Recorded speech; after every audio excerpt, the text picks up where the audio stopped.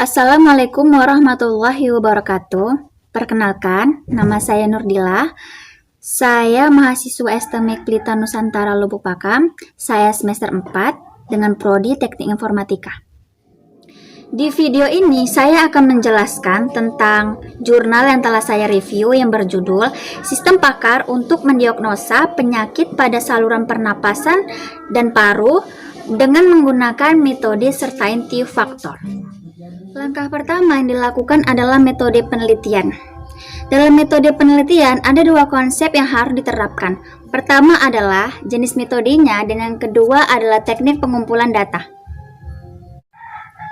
Kemudian, teknik pengumpulan data terbagi menjadi tiga. Yang pertama adalah observasi, di mana si penulis jurnal langsung melakukan pengujian tentang perhitungan ketidakpastian yang dilakukan sistem pakar untuk meyakinkan pasien akan hasil diagnosanya.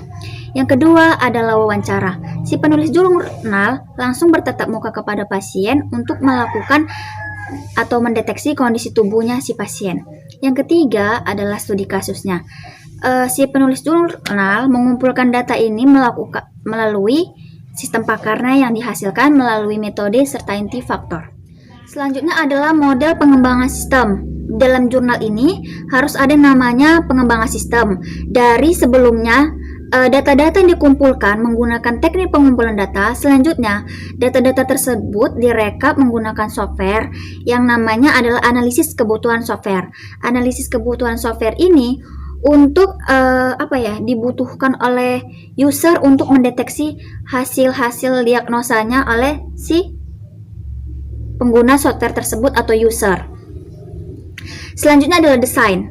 Tidak hanya sekedar desain, software tersebut harus dirancang sedemikian rupa dengan baik sehingga mudah dipahami dan dimengerti oleh user untuk mendeteksi hasil diagnosanya tersebut.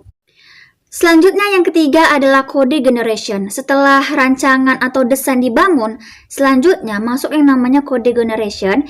Itu digunakan untuk memasukkan bahasa pemrograman untuk diolah gitu ya, sehingga bisa menghasilkan diagnosanya tersebut menggunakan bahasa pemrograman, yaitu menggunakan yang Visual Basic 6.0. Dan yang selanjutnya adalah testing. Sebelum semuanya telah selesai, itu harus ditesting atau bisa diuji coba dulu sebelumnya sehingga bisa langsung dipakai oleh si pembuat usernya. Selanjutnya ada yang namanya flowchart. Flowchart itu adalah susunan aturan dalam penulisan kode. Jadi dalam rancangan desain tadi itu, flowchartnya itu atau flowchart dalam pembuat jurnal itu, yang pertama itu adalah kita mulai, kemudian ada yang namanya metode penelitian, setelah itu teknik pengumpulan datanya dan model pengembangan sistem. Kemudian kalau dia iya, berarti dia itu certainty factor atau kepastiannya. Kalau tidak, itu berarti dia ada yang namanya sistem pakar dan kecerdasan buatan, dan setelah itu selesai. Jadi konsep flowchartnya itu seperti ini.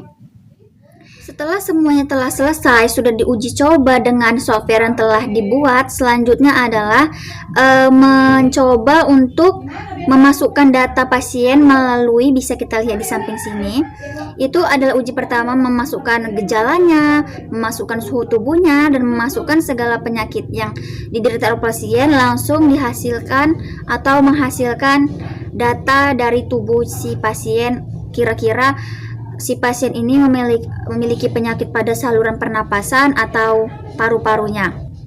Jadi inti dari apa yang telah saya jelaskan dari awal hingga akhir ini adalah, pertama, kita kalau membangun sebuah sistem, kita itu harus sebuah penelitian. Kita harus meneliti, kita harus mengumpulkan teknik pengumpulan datanya melalui observasi, terus wawancaranya dan studi khususnya.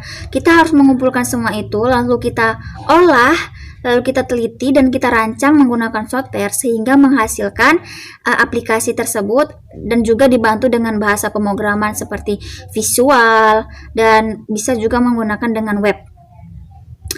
Dan di sini saya menjelaskan seperti ini. Semoga bisa bermanfaat karena di sini saya juga masih belajar, masih banyak kekurangan dan kesalahan yang mestinya harus banyak-banyak diperbaiki. Terima kasih untuk kalian sudah menonton. Terima kasih.